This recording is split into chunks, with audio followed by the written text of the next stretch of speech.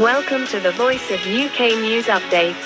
Washington नुमाइंदा the voice of UK Matthew Miller ने press briefing में कहा कि पाकिस्तान ने अपनी मईशत को मुस्तहकम करने के लिए पेशरफ्त की है।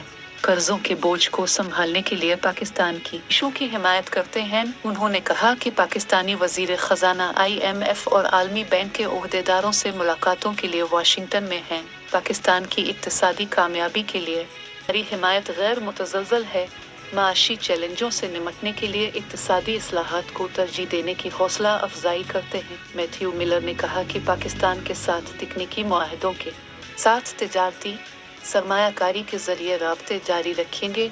यह हमारे दो तरफा ताल्लुकात की तरजीहात हैं। तर्जुमान अमरीकी महकमा खारजा ने कहा कि पाकिस्तान और भारत को कशीदगी से गुरेज करने की हौसला अफजाई करते हैं। पाकिस्तान और भारत मसाइल का हल बातचीत के जरिए तलाश करें। तर्जुमान अमरीकी महकमा खारजा मैथ्यू मिलर ने IMF और पाकिस्तान के दरमियान स्टाफ लेवल मुआहदे का खैर मुकद्दम किया है।